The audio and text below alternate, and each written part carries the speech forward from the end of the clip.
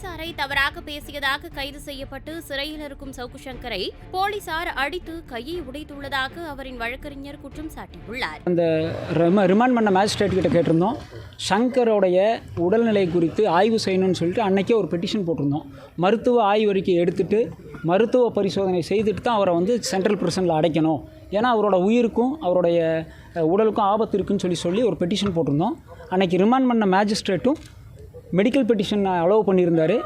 அவர் medical பெட்டிஷனில் examine பண்ணதுக்கப்புறம் தான் central பிரிசனில் அடைச்சிருக்காங்க. உங்களுக்கெல்லாம் நல்லா தெரியும், சவுக்கு சங்கர் அவர்கள் சென்ட்ரல் பிரிசனுக்கு உள்ளே போகையில் நல்லா 2 கையும் வீசிட்டு ஆரோக்கியமாக தான் நடந்து போயிருந்தார்.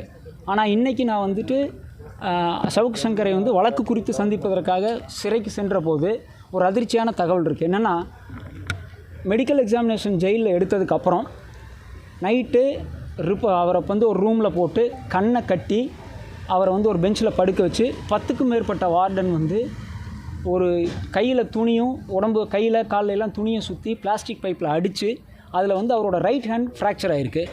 அதில் பிளாஸ்டிக் பைப்பில் அவங்க துணி சுற்றி அடித்ததுக்கான காரணம் என்னென்னு கேட்டிங்கன்னா, கை உடஞ்சிடக்கூடாது. ஏன்னா மெடிக்கல் ரிப்போர்ட்டில் அவர் கை ஆரோக்கியமாக இருக்குதுன்னு தான் ஜிஹெச்சில் எடுத்த மெடிக்கல் ரிப்போர்ட்டும் இருக்குது.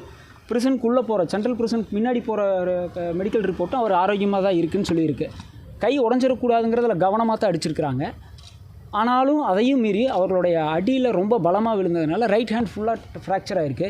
இதில் எதுக்காக நம்ம இப்போ இது சொல்கிறோம் அப்படின்னு சொன்னோம்னா, ஃப்ராக்சரான கைக்கு எக்ஸ்ரேவோ அதுக்கான வைத்தியமோ இது வரைக்கும் கோர்ட்டு அந்த ஜெயிலுக்குள்ளே கொடுக்கல. அதுக்கு பதிலாக அவருடைய விருப்பத்துக்கு மாறாக வெறும் மாத்திரைகளை மட்டும் அதிகமாக உட்கொள்ள சொல்கிறாங்க. ப்ளஸ் அந்த வீக்கத்தை கம்மியாகிறதுக்கான ஆயின்மெண்ட் போட்டு அந்த வீக்கத்தை கம்மி பண்ணணும்னு நினைக்கிறாங்க. என்ன காரணம்னு சொன்னீங்கன்னா, பெயின் கில்லர் நிறையா கொடுத்து சாப்பிட முடியாமல் பெயின் கில்லர் நிறையா கொடுத்தா அவரோட கிட்னி முதல் கொண்டு எல்லா உறுப்பும் பாதிக்கப்படுறதுக்கான வாய்ப்பு இருக்குது. இது தெரிஞ்சதுக்கப்புறம் இன்றைக்கி நாம் மறுபடியும் இந்த வழக்கு சம்மந்தப்பட்ட ஒரு நீதிமன்றத்தில் செய்திகளை உள்ளது உள்ளபடி தெரிந்து கொள்ள ரெஃப்ளெக்ட் நியூஸை சப்ஸ்கிரைப் பண்ணுங்கள்.